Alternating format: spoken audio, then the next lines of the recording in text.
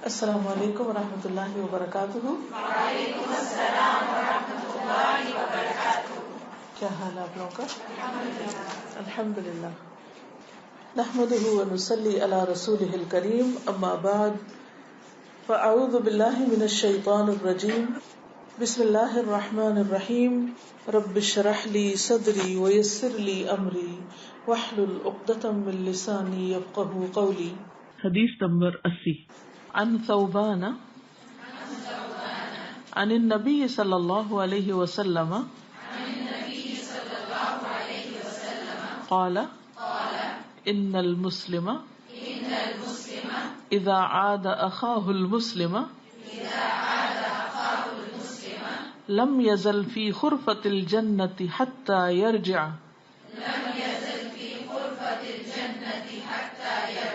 رواہ مسلم کتاب البر والصلہ۔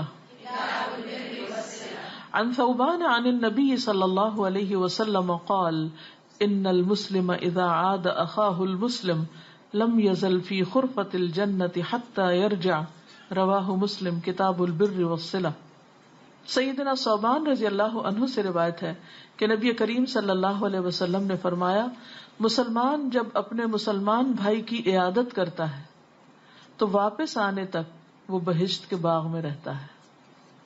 تو اس سے پتہ چلتا ہے کہ عیادت کرنے کا، یعنی کسی کی بیماری میں اس کو دیکھنے کا بہت زیادہ اجر و ثواب ہے۔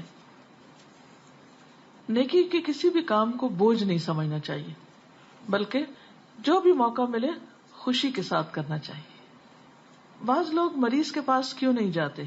کیا سوچ کے کہ کہیں ہمیں بھی بیماری نہ لگ جائے، یا پھر یہ کہتے ہیں کہ اچھا اور لوگ ہیں نا دیکھنے والے، اگر ہم نے نہ بھی دیکھا تو کیا ہوا۔ ہر ایک کا اپنا اپنا مقام ہوتا ہے، ہر ایک کی اپنی اپنی جگہ ہوتی ہے، اس لیے جو موقع ہمیں مل رہا ہو وہ ہمیں نہیں گنوانا چاہیے، تو حد الوسع اس سے فائدہ اٹھانا چاہیے۔ بعض اوقات ہم صرف اپنے رشتہ دار یا دوست یا کسی ایسے شخص کی عادت تو کر لیتے ہیں جس سے ہماری کوئی جان پہچان ہو، لیکن اگر کوئی اجنبی بیمار ہو یا کم واقفیت والا، یا جس سے کوئی دوستی یا تعلق نہیں ہے، جس سے ہمیں کوئی فائدہ نہیں، یا جس نے ہمارے ساتھ کوئی بھلائی نہیں کی، تو ہم عموماً اس کی کیئر نہیں کرتے۔ لیکن پھر وہی بات ہے کہ جس کے دل میں اللہ نے رحم کا جذبہ ڈال دیا، وہ کسی کی بھی خوشی سے عادت کرے گا جہاں بھی اس کو موقع ملے، کیونکہ عیادت مسلمان مریض کا حق ہے، ہر مسلمان کا حق ہے، صرف اس مسلمان کا نہیں جس کو ہم جانتے پہچانتے ہو یا جس سے ہماری کوئی دوستی ہو۔ ابو ہریرہ رضی اللہ عنہ روایت کرتے ہیں کہ رسول اللہ صلی اللہ علیہ وسلم نے فرمایا، ہر مسلمان پر 3 حقوق ہیں: بیمار کی عیادت کرنا، جنازے میں شریک ہونا، چھینکنے والے کو جب وہ الحمدللہ کہے اس کا جواب دینا۔ یہ کیا ہے؟ اگر آپ ایسا کرتے ہیں تو کوئی احسان نہیں کرتے، یہ آپ پر لازم ہے کہ آپ دوسرے کا حق ادا کریں، اس کا حق اس کو دیں، یہ آلریڈی اللہ نے اس کا حق لکھ دیا ہے آپ کے ذمہ، تو یہ ایک ذمہ داری ہے جو آپ پوری کر رہے ہیں۔ اچھا، بعض اوقات ہم سمجھتے کہ کوئی بہت بڑا مرض ہوگا تو پھر عیادت کریں گے، جبکہ چھوٹے چھوٹے امراض میں بھی عیادت کی جاتی ہے۔ مثلا آنکھ کے مریض کی عیادت، حضرت زید بن ارقم کہتے ہیں کہ میری آنکھیں دکھنے لگیں تو نبی صلی اللہ علیہ وسلم نے میری عیادت کی، اور اس کا اجر جو ہے کہ جنت کا باغ۔ اس میں آپ دیکھیے کہ اصل جنت تو قیامت کے دن ہی انسان جا سکے گا، لیکن بعض اعمال سے دنیا بھی جنت ہونے لگتی۔ دنیا میں جنت کب ہوتی؟ جب انسان کا دل راحت پاتا ہے، خوش ہوتا ہے۔ تو وہ خوشی کس سے ہوتی ہے؟ کوئی اچھا کام کر کے۔ تو جب آپ کسی لاچار، دکھی، پریشان، بیمار انسان کی دل جوئی کرتے ہیں تو یہ کام یا یہ عمل بہت بڑی نیکی شمار ہوتا ہے، اور صرف نیکی ہی نہیں لکھی جاتی بلکہ آپ کو اس کے نتیجے میں ایک سکون اور ایک خوشی اور ایک اطمینان نصیب ہوتا ہے۔ تو جنت ایسی جگہ ہے جہاں خوشی ہے، سکون ہے، تو اگر دنیا میں اس کا مزہ آپ چکھتے ہیں تو گویا آپ جنت کے باغ میں۔ ایک اور حدیث سے پتہ چلتا ہے کہ جس نے کسی مریض کی عیادت کی اس نے رحمت میں غوطہ لگایا، He dived into mercy of Allah، اور جب بیٹھ گیا تو رحمت میں جگہ پا لی۔ ابو ہریرہ رضی اللہ عنہ بیان کرتے ہیں کہ رسول اللہ صلی اللہ علیہ وسلم نے فرمایا، آج تم میں سے کس نے روزہ رکھا ہے؟ ابو بکر رضی اللہ عنہ نے کہا میں نے رکھا ہے. پوچھا کس نے مریض کی عادت کی؟ ابو بکر نے کہا میں نے عادت کی. فرمایا تم میں سے جنازے میں کون حاضر ہوا؟ ابو بکر نے کہا کہ میں حاضر ہوں. فرمایا آج کس نے مسکین کو کھانا کھلایا ہے؟ ابو بکر نے کہا کہ میں نے کھلایا. یہ کیا ہے؟ دراصل ایک مزاج ہے نا، اور اس بات کی خبر رکھنا، نظر رکھنا کہ کہاں نیکی کا موقع ہے. اچھا اس کے برعکس ہمارا کیا ہوتا ہے کہ ہم کہتے ہیں نہ ہی پتہ چلے، پتہ چل گیا تو دوسرے کو کہ اس کو پتا تھا کہ بیمار تھا، اس کو پتا تھا کہ مشکل میں تھا اور پھر بھی نہیں آیا، تو بہتر ہے پتہ ہی نہ چلے. آپ صلی اللہ علیہ وسلم نے فرمایا کہ جس شخص میں ساری خصلتیں جمع ہو جائیں، جو ایک دن میں یہ سارے کام کر لے، وہ جنت میں ضرور جائے گا. پھر اسی طرح یہ کہ عادت کرنے والا دراصل اللہ کو پا لیتا ہے. حدیث میں آتا نا کہ قیامت کے دن اللہ تعالیٰ فرمائیں گے اے ابن آدم میں بیمار پڑا تھا، تو نے میری عیادت نہیں کی. تو کہے گا کہ یا رب العالمین، اے پروردگار میں تیری کیسے عیادت کرتا، تو رب العالمین ہے. تو اللہ تعالیٰ کیا فرمائے گا، تجھے نہیں خبر میرا فلاں بندہ بیمار تھا، اگر تو اس کی عادت کرتا تو میرے پاس بدلہ پاتا یا مجھے اس کے پاس پاتا. بعض اوقات ہم کہتے ہیں نا ہم اللہ کو پانا چاہتے ہیں، اللہ کی معرفت چاہتے ہیں. کل ہی میرے بیٹے نے مجھ سے سوال کیا کہ یہ بتائیں کہ اللہ کی محبت حاصل کیسے ہوتی ہے، وہ کون سی چیزیں ہیں، یعنی سب سے افضل عمل کیا ہے، اللہ کی محبت کیسے آئے دل میں. اللہ ٹوٹے دلوں کے پاس ہوتا ہے. کسی ٹوٹے دل، کسی بیمار، کسی پریشان حال، کسی دکھی، کسی مصیبت زدہ کی جب آپ مدد کرتے ہیں تو واقعی اللہ کی رحمت اپنے قریب پاتے ہیں، اللہ کی محبت آپ کے دل میں آتی، وہ آپ ایک ایکسپیرینس کرتے ہیں اس محبت کا، کیونکہ اللہ کی محبت کے بغیر یہ کام نہیں ہو سکتے. اور یہ اعمال آپ کے اندر اللہ کی محبت کو اور اسٹرانگ کرتے ہیں، کیونکہ آپ اللہ کی خاطر کر رہے ہوتے ہیں.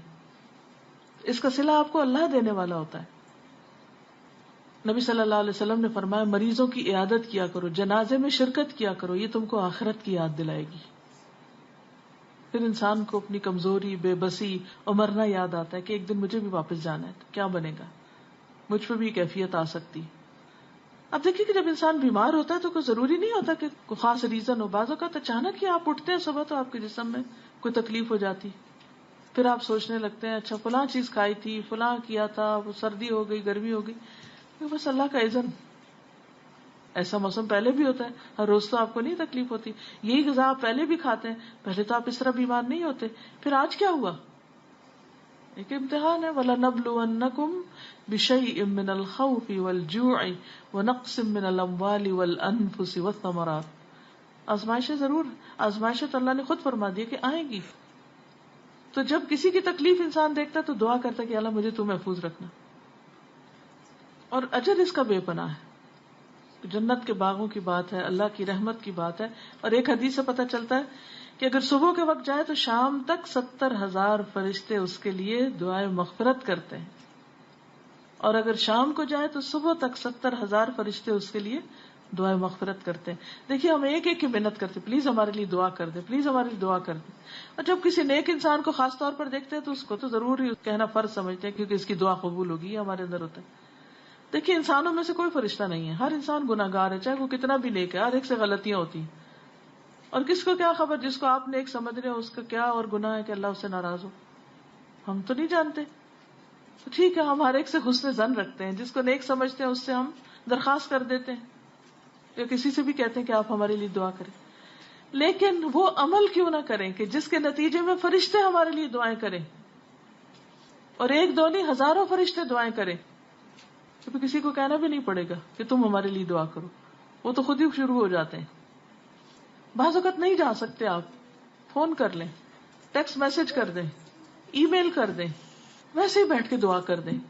جب کسی کا سنیں تو قبولیت کے اوقات میں دعا کریں، اپنے اوپر لے کے دعا کریں. کسی کی سرجری کا سنیں تو اپنا جسم کٹتا محسوس کریں اور اس درد سے پھر دعا کریں. تو آپ دیکھیں گے کہ انشاءاللہ جب آپ کسی کے لیے کریں گے تو ضرور اللہ کی رحمت کا لطف اٹھائیں گے. جی آپ. جیسے بہت دفعہ ہوتا ہے کہ ہم اگر بیمار ہیں اور ہم ناشکری میں نہیں مگر ویسے ہی ہم اللہ میرے کو بول رہے تھے اللہ میں یہاں درد ہو رہا ہے، اللہ میں یہاں درد ہو رہا ہے، ناشکری میں نہیں، مگر ایسی بات کر رہے ہوتے ہیں اپنے دل کا حال بیان ہاں کر. ایگزیکٹلی. یا بہت دفعہ ہمیں کسی کی بات بری لگ رہی ہے، ہم اس کے ساتھ بالکل ٹھیک ہے، مگر اللہ میں سے کہہ رہے ہیں دیکھیں اب وہ پھر سے یہ کہہ رہا ہے اور اب پھر یہ، تو یہ اس میں آئے گا کہ ہم جتنی چاہے کمپلین کر سکتے ہیں اللہ میں، جتنی چاہے کر سکتے ہیں، الحمدللہ. جس کی چاہے کر سکتے ہیں. اس سے بڑھ کر کون جانتا ہے، اور وہ تو کسی سے ذکر بھی نہیں کرے گا. استاذہ بعض دفعہ ایسی بیماری ہوتی ہے کوئی چاہتا نہیں کوئی اس کو اس حال میں دیکھے، ہر کوئی آئے اور اس کے پاس بیٹھے اور ٹھیک ہے، دیکھے اس کی حالت، تو کیا ایسے موقع پہ بھی پھر جانا چاہیے یا نہیں؟ کوچ کر جانا چاہیے. اور دوسرے یہ کہ اس کو ڈھانپ دینا چاہیے اگر کوئی زخم وغیرہ ہے یا کوئی ایسی چیز ہے. اور اگر آپ کے اور اس کے کوئی اختلاف رہ چکے ہیں تو اس پہ دل کو خوش نہیں ہونے دینا چاہیے. حضرت عبد الرحمن بن ابی لیلہ کہتے ہیں کہ ابو موسیٰ رضی اللہ عنہ حضرت حسن کی عادت کے لیے آئے. حضرت علی نے ان سے فرمایا عیادت کی نیت سے آئے ہو یا اس کے بیمار ہونے پر خوشی کا اظہار کرنے کے لیے؟ بعض اوقات ہوتا ہے نا کہ آپس میں کوئی ناراضگیاں ہو جاتی ہیں کچھ. انہوں نے کہا میں تو عیادت کی نیت سے آیا ہوں. تو حضرت علی نے فرمایا اگر واقعی عیادت کی نیت سے آئے ہو تو میں نے رسول اللہ کو یہ فرماتے ہوئے سنا ہے صلی اللہ علیہ وسلم کہ جب کوئی شخص اپنے کسی مسلمان بھائی کی عیادت کرتا ہے تو وہ جنت کے باغات میں چلتا ہے یہاں تک کہ بیٹھ جائے. اس کے بیٹھنے پر اللہ کی رحمت اسے ڈھانپ لیتی ہے. پھر اگر صبح کو جائے تو شام تک 70,000 فرشتے دعا کرتے ہیں اور شام کو جائے تو صبح تک. اب اس میں آپ دیکھیے کہ حضرت علی رضی اللہ تعالیٰ عنہ نے عیادت کے لیے آنے والے کو حدیث بھی سنائی ہے، لیکن وجہ پوچھی کہ تم آئے کیوں ہو. تو اس حدیث کو یہاں کوٹ کرنے کا مقصد یہ ہے کہ بعض اوقات ایسا ہوتا ہے کہ کچھ لوگ صرف تماشا دیکھنے جاتے ہیں، تو جس پہ تکلیف گزر رہی ہوتی ہے وہ امبیرسڈ فیل کرتا ہے کہ لوگ آئیں اور مجھے دیکھیں. تو اس میں پھر آپ خود سوچ سکتے ہیں کہ کس طرح اس کی ہیلپ کریں. ضروری نہیں کہ آپ اندر ہی جائیں اور کپڑا اٹھا کے ہی دیکھیں کہ اس کا کیا حال ہے. قریب جائیں، اسمائل کریں، دعا کریں، باہر نکل آئیں بس.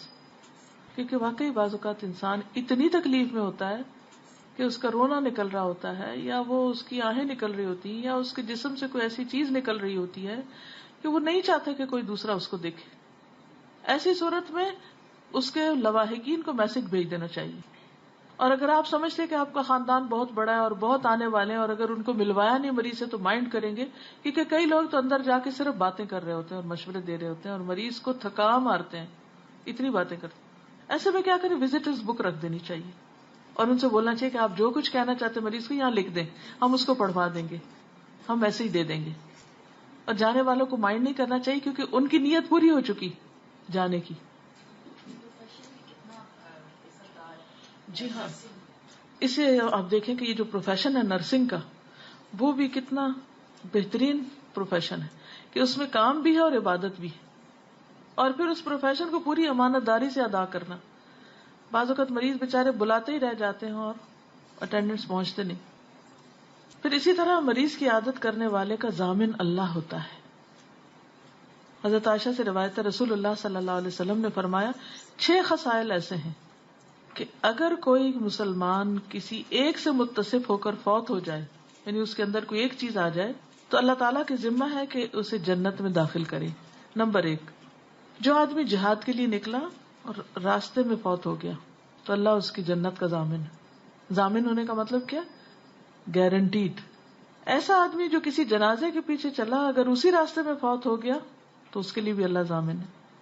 کیونکہ بعض اوقات آپ نے دیکھا ہوگا کہ لوگ کسی جنازے پہ دور دراز سے آتے ہیں اور وہ وہاں آ کے خود فوت ہو جاتے ہیں، سنا ہوگا ایسے بھی. وہ آدمی جو کسی مریض کی تیمارداری کے لیے گیا اور یہی کام کرتے ہوئے فوت ہو گیا تو اس کا ضامن بھی اللہ ہوگا. آپ کو معلوم ہے کہ بعض امراض ایسے ہوتے ہیں کہ جن میں ڈاکٹر جب آپریشن کرتے ہیں یا نرسز مریض کو دیکھتے ہیں تو وہ خود اس بیماری میں مبتلا ہو جاتے ہیں. بعض اوقات ریئر کیسز ہوتے ہیں لیکن ہوتا ہے ایسے بھی. بہت کیئر کے باوجود وہ بیماریاں لگ جاتی ہیں تو ایسے بندے کا ضامن بھی اللہ ہے. وہ آدمی جس نے وضو کیا پھر نماز کی ادائیگی کے لیے مسجد کی طرف گیا، راستے میں فوت ہو گیا، اس کا ضامن بھی اللہ ہے. کس چیز کی ضمانت ہے؟ گارنٹی جنت کی. وہ آدمی جو مسلمانوں کے کسی امام کے پاس آیا اور اس کی پشت پناہی اور تعظیم اور تکریم کی، اگر وہ اسی میں فوت ہو گیا تو اللہ تعالیٰ اس کا بھی ضامن ہوگا. وہ آدمی جو گھر میں رہتا ہے نہ وہ کسی مسلمان کی غیبت کرتا نہ کسی کے لیے غصے یا سزا کا باعث بنتا ہے، یعنی اپنے عمل اور رویے سے کسی کو غصہ نہیں دلاتا. اگر وہ اسی حالت میں فوت ہو گیا تو بھی جنت میں جائے گا، یعنی اللہ اس کی جنت کا ضامن ہے. یعنی کچھ چیزیں تو گھر سے باہر نکل کے، اب آپ کہیں کہ میں تو گھر سے نکل ہی نہیں سکتی، کسی کے لیے کچھ کر ہی نہیں سکتی، تو ٹھیک ہے گھر میں رہیے، لیکن گھر میں رہ کے دوسروں کے لیے اذیت کا باعث نہ بنے. اس میں آپ دیکھیں کہ خواتین جیسے بڑی عمر کو پہنچ جاتی تو عموماً مزاج میں بہت چڑچڑاپن آ جاتا ہے. اب بچوں کی شادی جب کرتی ہیں، ساس بنتی تو بائی دا ٹائم اپنا مزاج خراب ہو چکا ہوتا ہے، بیماریوں میں گر چکی ہوتی، تکلیف میں مبتلا ہو جاتی. اب وہ بیٹھی تو گھر میں ہے لیکن گھر والوں کے لیے ایک عذاب بن گئی. اس سے پرہیز کرنا چاہیے. ہونا یہ چاہیے کہ جو عادت کسی کی بری لگے بس وہ اپنے سے نکالنے کی فکر کریں کہ میں نے یہ نہیں کرنا، عبرت پکڑیں. کیونکہ ہم دوسروں کے فالٹس تو ڈھونڈ لیتے ہیں لیکن کیا نہیں کرتے، یہ ریزولوشن نہیں بناتے، یہ عہد نہیں کرتے اپنے ساتھ کہ ہم نے یہ نہیں کرنا جو کسی کے لیے دکھ کا باعث بنا ہے. جی آپ فرمائیے. السلام علیکم. وعلیکم السلام. جو آپ نے بات کی ہے نا کہ جو عمر میں رسیدہ ہوتے ہو جاتی ہیں پھر گھر میں بیٹھ جاتی ہے اور ان کا مزاج تنگ ہو جاتا ہے، اسے صرف یہ شیئر کرنا چاہتی ہوں کہ میری والدہ اللہ ان کو رحم فرمائے کہ جب وہ عمر رسیدہ ہو چکی تھی اور الحمدللہ سے آدھے سے ان کے بچے شادی شدہ ہو چکے تھے، تو اس وقت الحمدللہ ان کا مزاج ایسا ہو چکا تھا کہ وہ کسی کے متعلق کسی کے خلاف بات کرنا پسند نہیں کرتی تھی. اگر ہم بچے ہوں یا ہمارے والد بھی یا کوئی بھی گھر آئے ان کے مہمان وغیرہ کوئی بھی، وہ ایسے دریغ نہیں کرتی تھی کہ ان کو منع کرنے سے، اگر وہ کرے بھی کسی کی غیبت نہ، وہ کہتے ہیں کہ ہم کیوں ان کے گناہ اپنے گلے ڈالیں، تو مہربانی کر کے اچھی بات کر سکتے ہیں تو کریں، نہیں تو بس چپ رہیں. الحمدللہ. وہ آخر کو ان کی عمر میں الحمدللہ اسی سے ان کو ایک چپ لگ گئی تھی، ویسے نہیں کہ بس ناراض ہو کے، نہیں، وہ اس سے گریز کرتی تھی کوئی کسی خلاف بات نہ کرے. کہتی میں ابو بکر کی طرح منہ پہ پتھر تو نہیں ڈال سکتی لیکن میں چپ رہ سکتی ہوں. نیکیاں جو کمانی ہے وہ کمائے، دوسروں کے اپنی گلے نہ ڈالے بدیاں. شکریہ. اس سے بہت بڑی سیکھنے کی بات ہے کہ اگر آپ باہر جا کے نہیں نیکی کر سکتے تو گھر میں رہ کے بھی کر سکتے ہیں، لیکن کس طرح کہ کسی کی غیبت نہ کریں، کسی کو غصہ دلانے والی کام یا کسی کو سزا دلانے والے کام نہ کریں. سزا دلانے والے کام کون سے؟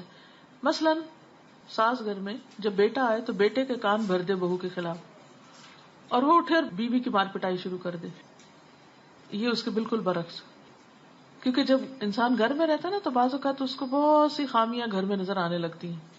یہ کہاں سے آیا، یہ کیوں گیا، وہ کیا کر رہا ہے، وہ صبح کیا کر رہا تھا، شام کیا ہوا، پھر گمان سے کام لینے لگتا ہے، شیطان وسوسے ڈالنے لگتا ہے. تو ایسے میں اپنے آپ کو کنٹرول کرنا اور نیکی کے راستے پہ جما کے رکھنا مشکل کام ہوتا ہے. اب عیادت کے تھوڑے سے آداب بتا دیتی ہوں کہ کیسے عیادت کرنی چاہیے. ابن عباس سے روایت ہے کہ نبی صلی اللہ علیہ وسلم جب کسی مریض کی عیادت کو جاتے تو اس کے سرہانے کے پاس بیٹھتے، یعنی قریب ہو کے بیٹھتے اس کے بعد 7 مرتبہ کہتے اسأل اللہ العظیم رب العرش العظیم ان یشفیک. اگر اس مریض کی وفات میں ابھی تاخیر ہوتی تو وہ شفا پا جاتا. تو آپ کیا کریں؟ نبی صلی اللہ علیہ وسلم کی اس سنت کی پیروی میں سرہانے کے پاس بیٹھے 7 بار اس پر یہ دعا پڑھ دیں. بہت آسان دعا ہے. الوداع کا ایک کارڈ بھی اس پہ بنا ہوا ہے تو اپنے بیگ میں رکھنا چاہیے، جب کبھی ایسی جگہ جانے کا اتفاق ہو تو کھول کے دیکھ کے بھی پڑھ سکتے ہیں. اسأل اللہ العظیم رب العرش العظیم ان یشفیک. ربیع بن عبداللہ بیان کرتے ہیں میں حسن کے ساتھ قتادہ کی عیادت کے لیے گیا تو حسن قتادہ کے سر کے پاس بیٹھے تھے. ان سے حال پوچھا، ان کے لیے دعا کی کہ اے اللہ ان کے قلب کو شفا دے اور ان کی بیماری کو دور کر دے. یعنی مریض کو بول کر دعا دینی چاہیے، مریض کو خوش کرنا چاہیے، ایسی باتیں نہ کرے کہ جس سے مریض اور پریشان ہو جائے. ابو ہریرہ سے روایت ہے کہ نبی صلی اللہ علیہ وسلم نے ایک بیمار آدمی کی عیادت کی تو فرمایا خوش ہو جاؤ. اللہ تعالیٰ فرماتے ہیں بخار میری آگ ہے، میں اسے اپنے خطاکار بندے پر دنیا میں اس لیے مسلط کرتا ہوں کہ یہ آخرت کی آگ کے متبادل ہو جائے، یعنی دنیا میں ہی تکلیف بھگت کر ختم ہو جائے. تو خوشخبری سنائے. اور مرض انسان کے لیے سبق سیکھنے کا ذریعہ بھی ہوتا ہے. پھر یہ کہ مریض کی غم گساری کرنی چاہیے. مریض اگر بے ہوش ہو یا کسی مدد کا محتاج ہو تو مدد بھی کرنی چاہیے. جابر بن عبداللہ کہتے ہیں کہ میں ایک مرتبہ بیمار پڑا، نبی صلی اللہ علیہ وسلم اور ابو بکر رضی اللہ عنہ پیدل میری عیادت کے لیے تشریف لائے. ان دونوں نے دیکھا کہ مجھ پہ بے ہوشی غالب ہے، یعنی میں ایک غنودگی میں ہوں. تو نبی صلی اللہ علیہ وسلم نے وضو کیا اور اپنے وضو کا پانی مجھ پر چھڑکا تو مجھے ہوش آ گیا. میں نے دیکھا کہ آپ تشریف رکھتے ہیں. میں نے عرض کیا یا رسول اللہ صلی اللہ علیہ وسلم میں اپنے مال کا کیا کروں، کس طرح اس کا فیصلہ کروں؟ آپ نے مجھے کوئی جواب نہیں دیا یہاں تک کہ میراث کی آیتیں نازل ہوئی. پھر اسی طرح مریض اگر منہ سے کوئی غلط باتیں نکال رہا ہے، اللہ کی ناشکری کر رہا ہے، یہ لوگوں کو برا بلا کہہ رہا ہے، بعض لوگ ہذیان میں گالیاں بکنا شروع ہو جاتے ہیں، تو اس کو روکنا چاہیے، منع کرنا چاہیے. بعض لوگ بخار کو برا بلا کہنے لگتے ہیں. تو اسی طرح ایک خاتون میں مسیب کر رہی تھی تو آپ نے فرمایا بخار کو برا نہ کہو. بخار بنی آدم کے گناہوں کو اس طرح دور کرتا ہے جس طرح بھٹی لوہے کے میل کچیل کو دور کرتی، یعنی سارے گناہ جلا کے پاک کر دیتا ہے. پھر مریض کو خیر کی تلقین کرنی چاہیے. جیسے وہ ایک یہودی بچہ نبی صلی اللہ علیہ وسلم کا خادم تھا، تو جب وہ فوت ہونے لگا تو آپ نے اس پر اسلام پیش کیا تو وہ اپنے باپ کی طرف دیکھنے لگا. اس نے کہا کہ ابو القاسم کی بات مان لو، تو مسلمان ہو گیا. آپ نے فرمایا کہ اللہ کا شکر ہے جس نے اس بچے کو جہنم سے بچا لیا. تو ہمیں بھی دیکھنا چاہیے کہ اگر کوئی مریض ہے تو اسے یہ کہنا چاہیے کہ استغفار کرو، اگر مسلم نہیں تو کلمہ پڑھوا دیں، یعنی کسی نہ کسی طرح ان کی آخرت کی فکر بھی کریں. عیادت کے وقت اگر نماز کا وقت آ جائے تو اٹھ کے نماز پڑھ لیں. صحابہ نبی صلی اللہ علیہ وسلم کی آپ کے ایک مرض کے دوران مزاج پرسی کرنے آئے. آپ نے انہیں بیٹھ کر نماز پڑھائی. صحابہ کھڑے ہو کے نماز پڑھ رہے تھے. آپ نے انہیں بیٹھنے کا اشارہ کیا. نماز کے بعد آپ نے فرمایا کہ امام اس لیے کہ اس کی اقتداء کی جائے، جب وہ رکوع کرے تو تم رکوع کرو، جب سر اٹھائے تو سر اٹھاؤ، اور اگر وہ بیٹھ کر نماز پڑھے تم بھی بیٹھ کے پڑھو. اسی طرح مریض کے پاس تھوڑی دیر بیٹھنا چاہیے. آس پاس کی چیزوں کا جائزہ نہیں لینا چاہیے کہ اگر اس کا کھانا رکھا ہے تو ڈھکن اٹھا کے دیکھے کیا ہے اور اس کو سونگھنا بھی شروع کر دے، اور اگر پسند آئے تو چمچ سے ایک ذرا چکھنا بھی شروع کر دے. تو یہ نہیں کرنا چاہیے.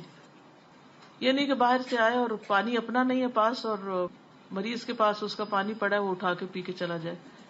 یعنی بعض لوگ ایسی عادت کرتے کہ الٹا کام بڑھا کے چلے جاتے. ایک اصول اگر آپ یاد رکھیں تو انشاءاللہ آپ دیکھیں گے کہ ساری عیادت فائدہ مند ہوگی. اور وہ کیا ہے کہ مجھے مریض پر بوجھ نہیں بننا کسی بھی طرح، نہ باتوں سے، نہ کسی حرکت سے، نہ شور مچا کے، نہ دروازہ پٹکا کے، نہ ہی کسی طرح ادھر ادھر دیکھ کے. تھوڑی دیر کے لیے جائیں، دعا پڑھیں، بس واپس آ جائیں. اللہ کہ مریض کا دل چاہ رہا ہو کہ آپ اس کو کمپنی دیں. پھر بھی رعایت رکھیں، کیونکہ بعض اوقات مریض کو خود پتہ نہیں ہوتا کہ اس کو زیادہ بات نہیں کرنی چاہیے. خصوصاً آپ دیکھیے کہ جب کسی خاتون کا بچہ پیدا ہوتا ہے، اگرچہ وہ مرض نہیں ہوتی لیکن مرض کے قریب تر حالت ہوتی.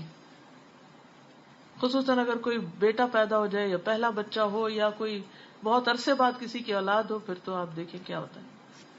سب لوگ بچے کو اٹھا رہے ہیں، پیار کر رہے ہیں، رکھ رہے ہیں، اور ماں بیچاری تکلیف میں پڑی ہے، اسے کوئی پوچھ نہیں رہا، نہ اس کے کھانے کے وقت کو دیکھ رہے ہیں، نہ اس کو سونے دے رہے ہیں، نہ اس کے کسی اور آرام کا خیال رکھ رہے ہیں. بس ہر کوئی بچے کو انجوائے کر رہا ہے. کیونکہ یہ منظر میں نے اپنی آنکھوں سے دیکھا کئی بار. تو مجھے بڑا رحم آتا ہے اس عورت پر کہ جو اس تکلیف کے وقت میں اگنور کر دی جاتی، اور پھر جب جی چاہے چلے آتے ہیں. سو رہے ہو، نہ ملنا چاہے تو مائنڈ کر کے چلے جاتے، وہ فلاں سسرالی رشتے دار آ گیا ہے، فلاں آ گیا، اب اس کو نہیں ملو گی. اور پھر بعض اوقات وہ بچی بیچاری گھر میں اکیلی ہوتی، اب وہ آنے والے کی خاطرداری بھی کر رہی ہوتی. مجھے خود اچھی طرح یاد ہے کہ جب میری تیسری بیٹی پیدا ہوئی تو میں اس وقت گلاسگو میں تھی. تو اس وقت میرے پاس اس طرح کوئی فیملی ممبر نہیں تھا، تو اب اس لیے، اور فرینڈز وغیرہ تو تھی. لیکن ہوا یہ کہ اگرچہ مئی کا مہینہ تھا، کچھ سردی تھوڑی بہت ہی تھی، زیادہ نہیں تھی. لیکن ایک دن ایسا، وہ تیسرا دن تھا یا چوتھا دن تھا کہ میں بیٹھی ہوئی تھی، ایک شخص آیا، دوسرا آیا، تیسرا آیا، نہ میں اٹھ سکی، نہ میں کچھ کھا سکی. شام تک بخار ہو گیا، بخار نمونیا میں بدل گیا، ہسپتال اٹھا کے بھیج دیا. 2-3 دن مجھے ہسپتال رکھا گیا. یعنی ایسی شدید بیماری کا اٹیک ہو. کیونکہ بعض اوقات آنے والے، یعنی کہ ان کو زکام ہوتا ہے یا نزلہ ہوتا ہے یا کچھ اور، تو جو مریض ہوتا ہے وہ کمزور ہوتا ہے، وہ آنے والوں کا بھی انفیکشن کیچ کر جاتا ہے. تو ہم اس میں یہ نہیں سوچتے، ہم سمجھتے ہیں کہ ہم تو دوسرے کی مدد کے لیے احسان جتاتے ہیں بعض اوقات عیادت کر کے. تو اس میں بھی آپ دیکھیے کہ مریض کس حالت میں ہے. کیونکہ بعض اوقات اگر مریض کو کچھ کھانے کو دیں تو کیا ہوتا ہے کہ مثلا کوئی بہت بیمار ہے تو اٹھ کے بیٹھ نہیں سکتا، اس کے منہ میں چمچ ڈالنا پڑتا ہے. اچھا جب منہ میں ڈالتے ہیں تو باہر بھی کچھ گر جاتا ہے، وہ اتنا امبیرس فیل کرتا ہے کہ دوسرے اس کو دیکھ رہے ہیں. اچھا کچھ لوگ انہوں نے خود تو کھانا نہیں ہوتا، خود ہاتھ پہ ہاتھ رکھ کے بیٹھ جاتے ہیں اور دوسرے کے اوپر پوری نظریں جما دیتے وہ کیا کھا رہا ہے، وہ کیسے کھا رہا ہے. یہ بھی تہذیب کے دائرے سے باہر ہے. ہمارے والد اس کو اتنی سختی سے منع کرتے تھے کہ یا تو کھانے والے کے پاس نہ بیٹھو یا پھر کھانا لے کے بیٹھو، تاکہ وہ بھی راحت سے کھائے اور تم بھی راحت سے کھاؤ. بعض اوقات ہم میزبان ہوتے ہیں، خود نہیں کھانا کھاتے، ہم کہتے ہیں آپ کھا لیں. اچھا اس کی مرضی کے بغیر اسے کھانا ڈال ڈال کے دے جاتے ہیں. اسے کوئی چیز کھانی ہے یا نہیں کھانی وہ زبردستی کہ یہ ہم مہمانداری کر رہے ہیں، مہمان نوازی کر رہے ہیں. پھر یہ ہے کہ خود اتنی باتیں اس کے سر پہ کریں گے کہ وہ منہ میں لقمہ لے کے جواب دے آپ کو، پھر سوال شروع کر دیں گے. یعنی کہ یہ کیسی چیز ہے، کتنی ناسمجھی کی بھی حد ہوتی ہے نا. آپ کو یاد ہے کہ وہ جب کوئی مہمان آئے تھے تو نبی صلی اللہ علیہ وسلم نے اپنے گھر میں پوچھوایا، کسی کے ہاں کچھ بھی نہیں تھا تو ایک انصاری نے کہا کہ میں لے جاتا ہوں اپنے گھر میں. اب وہ جب گھر لے گئے تو بس کھانا اتنا تھا یا مہمان کھائے یا گھر والے کھائیں، تو انہیں بچوں کو بھی سلا دیا بہلا کے، اور خود جب بیٹھے تو چراغ بجھا دیا اور یوں ظاہر کیا کہ ہم کھا رہے ہیں تاکہ مہمان کھا سکے اس کو. تو اس حدیث سے بھی کیا پتا چلتا ہے کہ مہمان صرف اس وقت کمفرٹیبل ہو کر کھاتا ہے جب آپ خود کھا رہے ہوتے ہیں، اور اگر آپ خود صرف دیکھ ہی رہے ہیں دوسرے کو تو دوسرا نہیں کھا سکتا. دیکھیے محبت کے بھی کچھ اصول ہوتے ہیں نا. ہم اپنی محبت اور شوق اور ایکسائٹمنٹ اور اوور ویلم جب ہوتے ہیں تو اس میں یہ نہیں دیکھتے کہ دوسرے کے اوپر کتنا بوجھ ڈال رہے ہیں، تو وہ بھی دوسرے کے لیے ایک تکلیف بن جاتی. تو یہ چھوٹی چھوٹی چیزیں جس سے ہم دوسرے کو اذیت سے بچائیں یہ بے حد ضروری ہے. ہم حدیثوں کو ظاہری الفاظ تو پڑھ لیتے لیکن اس کے اندر جا کے نہیں دیکھتے کہ اس میں اصل میں کیا ادب سکھایا جا رہا ہے. اسی لیے امام شافعی نے حکمت کو حدیث رسول صلی اللہ علیہ وسلم سے تعبیر کیا ہے نا، وَيُعَلِّمُهُمُ الْكِتَابَ وَالْحِکْمَةَ. تو حکمت کیا؟ حدیث. نبی صلی اللہ علیہ وسلم نے باقاعدہ ان آداب، مینرز، ایٹیکیٹس کی تعلیم دی ہے، سکھایا ہے لوگوں کو کہ عیادت کیسے کرنی ہے، کہاں بیٹھنا ہے، کیا پڑھنا ہے، کیا کرنا ہے اور کیا نہیں کرنا. ایک حدیث میں آتا ہے کہ عبداللہ بن مسعود ایک مریض کی عیادت کے لیے گئے، ان کے ساتھ اور لوگ بھی تھے. ایک گروپ گیا، اس گھر میں ایک عورت تھی. لوگوں میں سے ایک آدمی اس عورت کی طرف دیکھنے لگ گیا. عبداللہ نے کہا اگر تم اپنی آنکھ کو پھوڑ لیتے تو یہ تمہارے لیے زیادہ بہتر ہوتا کہ یہاں بیٹھ کے تم کیا کر رہے ہو. انہیں اتنا غصہ آیا اس پر کہ دوسرے کی پرائیویسی کا خیال رکھو. بعض اوقات ایسا ہوتا ہے کہ مریض کے پاس کچھ کارڈز رکھے ہوتے ہیں، کچھ آتے ہیں لوگ وہ گیٹ ویل سون کا کارڈ رکھ جاتے ہیں، اس پر کچھ نوٹ لکھ کے بھیجتے ہیں. اچھا بعض لوگ آتے ہیں تو اور کوئی کام نہیں تو وہ کارڈ اٹھا کے پڑھنا شروع کر دیتے ہیں. اچھا یہ کس کا کارڈ ہے، کون ہے یہ، اس پہ انویسٹیگیشن اور انٹروگیشن ہونے لگتی ہے. یعنی بعض اوقات جاتے ہیں تو مریض پہ کوئی توجہ نہیں ہوتی، اپنی بیماریاں رونے لگتے ہیں وہاں پر. بعض اوقات ایسی خوفناک باتیں سناتے ہیں کہ دوسرے کا دل بیٹھ جائے. جی مجھے ایسا لگتا ہے ہمارے کلچر میں انڈیویجول کوئی چیز نہیں ہے، ہر ایک کو ہر ایک پہ حق ہے. اب کوئی کسی کی عیادت کو آ رہا ہے تو وہ جو بھی رشتہ ہے وہ کہے گا کون آیا کون کیا. اب اس کا حق ہے کہ وہ کارڈ کھول کے بھی پڑھے گا، اس کا حق ہے وہ یہ بھی پتا کرے گا تم کھا رہے ہو کہ نہیں. اسی طرح جیسے آپ نے ابھی بولا کہ ہم اتنا انسسٹ کرتے ہیں یہ بھی لے لو وہ بھی لے لو، تو وہ بھی ہوتا ہے کہ سب کا حق ہے کہ جب میں کہہ رہا ہوں تو میں تمہارا اچھا چاہتا ہوں تم کھا لو، بھائی اس کو نہیں کھانا. تو ہمارے یہاں یہ بہت ہے کہ ہم دوسرے کو اس کا حق نہیں دیتے، اسپیس نہیں دیتے، آزادی نہیں دیتے. اصل بات ہے کہ اپنی مرضی کرنا چاہتے ہیں، کنٹرول کرنا چاہتے ہیں دوسرے کو کہ وہ ہماری خوشی کے بغیر دائیں سے بائیں نہ ہو، بس جو ہم کہیں صرف اس پہ چلے. ایسے کیسے زندگی گزر سکتی ہے؟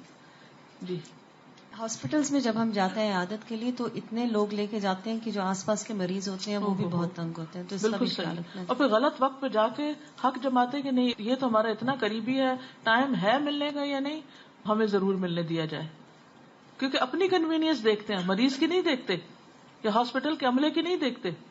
جی میں یہ کہہ رہی تھی کبھی کبھی عیادت کے لیے جاتے ہیں اور وہاں اب جو مریض کے گھر والے یا ہیں جو ان کی ٹیک کیئر کریں ان سے یہ بھی ایکسپیکٹیشن ہوتی ہے کہ اب وہ ہمارے لیے بھی ٹرے لے کے آئیں اور یہ کریں اور اگر وہ اس مقام پہ نہیں ہوتا تو پھر اس سے بھی مائنڈ کرتے ہیں ہم گئے اور ہمارا پوچھا نہیں صحیح سے اور ہمارا بالکل ہمیں کچھ یعنی اس وقت آپ مہمان کی حیثیت سے نہیں جا رہے, آپ کچھ دینے جا رہے ہیں, دعا دینے جا رہے ہیں, کوئی اچھی بات کرنے جا رہے ہیں. ان سے کچھ ایکسپیکٹیشن رکھ کے مت جائیں کہ اس وقت وہ مریض کو دیکھیں یا آپ کو دیکھیں. اچھا اس لیے بعض لوگ تو خبر نہیں ہونے دیتے کہ کوئی ان کے یہاں بچہ پیدا ہوا ہے یا کوئی مریض ہے یا کچھ, کیونکہ ان کو یہ ہوتا ہے کہ ہم مریض کو سنبھالیں گے یا آنے والوں کو سنبھالیں گے. مجھے یاد ہے کہ کسی کا کوئی فوت ہو گیا, رشتے دار پاکستان میں کوئی فوت ہو گیا, تو کئی دن بعد پتہ چلا تو انہوں نے ان سے پوچھا کہ آپ نے بتایا نہیں, تو انہوں نے کہا کہ میں اگر بتا دیتی تو سارے کام میرے رک جاتے. تو میں نے کہا میں صدمہ اکیلے ہی سہ لوں, کیونکہ دوسرے کا آنا مزید صدمے میں ہی اضافہ کرے گا. جی میں کہی تھی بعض لوگ ایسے ہوتے ہیں کہ اگر مریض اس قابل نہیں ہو کہ ان کی خاطر کر سکے تو وہ خود کچن میں جائیں گے اور چائے بنائیں گے اور اپنی خاطریں خود کر کے اور برتن پھیلا کے چلے جاتے ہیں. اکثر ایسے بھی میں نے دیکھے. صحیح بات. میرا ایک سوال ہے, عیادت کرنے جو جاتے ہیں مریض کے پاس تو کیا ہمیں مریض کو یہ کہنا چاہیے کہ جی ہمارے لیے بھی دعا کریں, کیونکہ میں نے یہ سنا ہوا ہے ہمارے بڑے یہ کہتے ہیں کہ جب کسی کی بھی عیادت کی جاتی ہے جو مریض ہوتا ہے وہ اللہ تعالیٰ کے زیادہ قریب ہوتا ہے, اس کی دعا اس وقت قبول ہو رہی ہوتی ہے, تو کیا ہمیں یہ کہنا چاہیے کہ ہاں ہمارے لیے بھی دعا کیجیے, جیسے ہم ان کے لیے تو دعا دیں گے. میں تو کہیں نہیں پڑھا. ٹھیک ہے جو تکلیف میں ہوتا ہے وہ اللہ کے قریب ہو سکتا ہے, لیکن اگر آپ دیکھیے 10 لوگ آئیں اور 10 دعائیں کہہ جائیں, اس کو ہوش نہیں اپنی, کتنا اس کو ہم برڈن کیے چلے.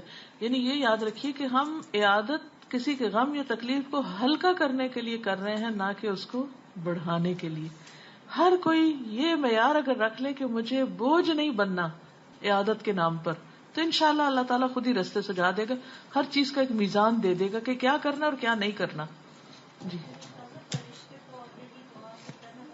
جی ہاں, فرشتے تو 70,000 دعا کر رہے ہیں, تو مریض کو کیوں مشکل میں ڈال رہے ہیں. بعض اوقات ہاسپٹل میں یا ہاسپٹل کے ساتھ روم بک کرانے پڑتے ہیں صرف وزٹرز کو اٹینڈ کرنے کے لیے, اور پھر وقت کے ساتھ ساتھ کھانے کا انتظام کرنا پڑتا ہے. اب ایک تو آپ مریض کے لیے پے کریں اور پھر اس کے اوپر آنے والوں کے روم کے لیے پے کریں. اگر کوئی پیشنٹ کے پاس جاتے ہیں ہاں جو کوما میں ہے تو ہم تو اس کو دعا دیں گے, اس کے علاوہ ہم اس کے لیے کیا کر سکتے ہیں؟ دعا ہی دے سکتے ہیں کہ اللہ تعالیٰ اس کی مشکل آسان فرمائے, اس کی طرف سے صدقہ دے دے کہ صدقہ بلاؤں کو ٹالتا ہے. جی بعض دفعہ استاذہ ایسے ہوتا ہے کہ اگر ہم بیمار ہوتے ہیں تو ہماری عیادت کے لیے لوگ آتے ہیں, تو اسپیشلی جب گھر والے ہوتے ہیں تو وہ کیا کرتے ہیں کہ آس پاس کی چیزیں دیکھنے شروع ہو جاتے ہیں, پھر اگر کچن میں کھانا پڑا ہوا ہے یا کچھ نٹس پڑے ہوئے تو کھول کے کھانے بھی لگ جاتے ہیں. تو یہ سب بچوں کو بھی ہمیں کہنا ہے کہ ہم کسی کے گھر جائیں تو ہمیں بالکل شور نہیں مچانا یا کسی کی چیز کو ہاتھ نہیں لگانا, جس اپنا کام کر کے پھر باہر نکل آنا. بالکل.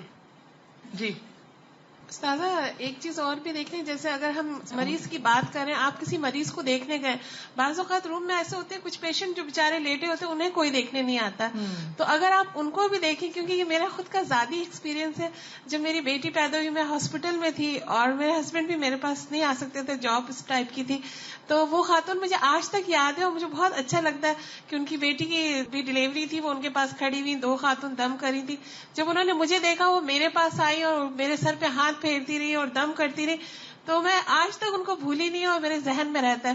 تو اس لیے میں سوچتی ہوں کہ ہمیں دوسروں کا بھی خیال رکھنا چاہیے جو دوسرے پیشنٹ ہیں. بالکل. اچھا اس میں آپ کیا کر سکتے ہیں کہ اشارے سے سلام کریں, اسمائل کریں, اشارے سے ان سے پوچھیں کہ میں آپ کی ہیلپ کروں, قریب آؤں. اگر وہ اجازت دیں تو ان سے پوچھ لیجئے کہ میں آپ کے لیے کیا کر سکتا. عربی میں کہتے ہیں نا ایو خدمہ, یعنی میں حاضر ہوں, کوئی بھی خدمت ہو. بعض لوگ مائنڈ کرتے ہیں, بعض اوقات ہمیں جھجک ہوتی ہے کہ پتہ نہیں ان کو اچھا لگے گا یا نہیں, تو تھوڑا اسمائل سلام کے ذریعے معلوم کر لیجئے دوسرے کی خواہش کہ وہ کیا چاہتا ہے, اور اس کی جھجک اور ڈر دور کر دیجئے. استاذہ بہت دفعہ ایسا ہوتا ہے کہ جب ہم دیکھنے جاتے ہیں, مریض کی عیادت کرنے جاتے ہیں, تو بکے لے کے جاتے ہیں, کارڈ لے کے جاتے ہیں. میں اس طرح کرتی ہوں, میں ایک باسکٹ بناتی ہوں جس میں ایک زمزم کی بوتل ہوتی ہے, کھجوریں ہوتی ہیں, فگس ہوتے ہیں, اور تھوڑا سا زیتون کا تیل, کلونجی, ان سب کی ایک باسکٹ بنا کے میں یہ لے جاتی ہوں. تو مجھے آپ سے یہ پوچھنا ہے کہ ایسے کیا چیز ہم لے کے جا سکتے ہیں؟ زبردست آئیڈیا, تو بہت ہی اچھا ہے, کیونکہ یہ ساری چیزیں دوسرے کے استعمال کی ہیں اور ان میں شفا ہے. گڈ. السلام علیکم استاذہ. وعلیکم السلام. میرے ہسبینڈ جو ہے ان کا بیسکلی سرجری سے تعلق ہے, تو ہمارے پاس ابھی پچھلے ویک میں ایک کیس آیا تھا, کچھ ایکسیڈنٹ کیس تھا جس میں صاحب کا اتنا برا ایکسیڈنٹ ہوا کہ ان کا پیٹ پھٹ گیا تھا اور باقاعدہ ان کی آنتیں جو تھیں وہ باہر آ گئی تھیں. اب وہ اتنی میجر قسم کی سرجری تھی جس میں ہم لوگوں کو 9 to 10 hours آلموسٹ سرجری کو کرنے میں ان کی ریپیئرنگ میں لگ گئے. اب آبویسلی ایسی سچویشن میں یہ ہوا کہ جو باقی گھر والے تھے وہ کافی زیادہ پوزیسو ہو گئے اینڈ ایموشنلی بھی کافی ڈاؤن تھے ان تمام چیزوں کو لے کر. Well it was such a difficult thing because وہ جو ہمارا وارڈ تھا وہاں پر کچھ کینسر پیشنٹس جو کہ بالکل لاسٹ اسٹیج کے تھے اینڈ کچھ اس طرح کے بھی تھے کہ جن کی وہ ٹانگیں وغیرہ کٹی ہوئی اور اس طرح کے سارے کیسز تھے. اب ایسے میں آلدو ٹھیک ہے ہماری پوری ٹیم جو ہے بہت ہی ڈفیکلٹیز کو فیس کر رہی تھی اینڈ جو گھر والوں نے تماشا کیا ہوا تھا it was really very difficult. ان تمام لوگوں کو ہینڈل کرنا ہمارے لیے اتنا مشکل ہو گیا تھا. اینڈ جیسے ہی سرجری ختم ہوئی اب پیشنٹ اس اسٹیٹ آف مائنڈ میں ہی نہیں تھا کہ وہ بات کرے, لیکن جو مطلب ایک ہنگامہ تھا اور جو شور تھا باقی لوگوں کا کہ نہیں ہمیں ملنے دیا جائے اور ورنہ ادروائز ہم کمپلین کر دیں گے اور یہ ہوگا وہ ہوگا. ایسے میں پھر میں نے یہی کیا کہ یہاں سے جو آیت شفا کے کارڈز ہیں وہ لے جا کر لوگوں کو ڈسٹریبیوٹ کیے. تو واقعی مجھے بھی آپ جو بتا رہی تھی مجھے یہ بہت ایک اچھی ٹپ ملی اس سے کہ اس طرح کی ایک ریکارڈ بک جو ہے وہ رکھنی چاہیے اور وی شوڈ ٹیل دیم کہ آپ جو بھی کہنا چاہتے ہیں وہ لکھ دیجیے تاکہ باقی لوگوں کے لیے بھی اذیت نہ ہو. بالکل. اور ایک اور چیز یہ ہو سکتی ہے کہ ان احادیث میں سے کچھ احادیث سلیکٹڈ ایز پر نیڈ اس کے چھوٹے چھوٹے پوسٹرز بنا کے کہیں نہ کہیں لگا دیے جائیں. بعض اوقات ہاسپٹلس کے باہر سافٹ بورڈ لگے ہوتے ہیں, ان پر ریپلیس کی جا سکتی ہیں تاکہ آنے والے عیادت کے جو آداب ہیں ان کو سامنے رکھ کر یا انسٹرکشنز کچھ دے دی جائیں کہ یہ کریں اور یہ نہ کریں, اس سے آپ کو فائدہ ہوگا یا مریض کو فائدہ ہوگا. تو انشاءاللہ لوگوں میں ایک اویئرنیس کریٹ ہوگی. جی ہم نان مسلم مریض کے لیے صدقہ کر سکتے ہیں؟ ایسا سچ اس کو پہنچے گا نہیں کیونکہ اس کی نیت نہیں ہے اس کام کے لیے, مگر صدقہ بہرحال فائدہ دیتا ہے. آپ اس کو بتائیے, اس کو اسلام پیش کیجیے جیسے نبی صلی اللہ علیہ وسلم نے اس یہودی لڑکے کو اس حالت میں اسلام کی دعوت دی. تو یہی سب سے بڑی اس کے لیے خیر خواہی ہوگی. جی میں بس ان کی اس سے کہنا چاہیے کہ مریض سے ہم دعا کی درخواست کر سکتے ہیں کہ نہیں. تو مجھے یہ خیال آتا ہے کہ اگر ہم اس مریض کی کوئی کام ایسا کر دیں کہ اس کے دل سے خود ہی دعا نکلے پھر ہمارے لیے. Good idea. بالکل. یعنی اس کو جب ہم دعا دیں گے, وہ جو 7 دفعہ نبی صلی اللہ علیہ وسلم پڑھا کرتے تھے مریض پر, تو انشاءاللہ جواباً وہ بھی ہمیں دعا دے گا. کیونکہ ایٹ لیسٹ اگر وہ اتنا ہی کہہ دے جزاک اللہ خیرن, تو یہ بھی بہت بڑی دعا. جی السلام علیکم. بعض دفعہ ایسا ہوتا ہے کہ میرا ہاسپٹل میں جو تھوڑا بہت کام کرنے کا ایکسپیرینس رہا اس میں یہ دیکھا کہ جو عیادت کرنے والے ہوتے ہیں یا پھر جو آس پاس اس کے اٹینڈنٹس ہوتے ہیں جو اس کے پاس ہر وقت اکثر اس کی جو علاج کے لیے جو اس کی ضروری چیزیں ہوتی ہیں جو ان کو ہدایات بتائی گئی ہوتی ہیں وہ اسے ہٹ کے اس کے لیے کر رہے ہوتے ہیں اور اصل میں وہ چیز ان کو فائدہ پہنچانے. صحیح.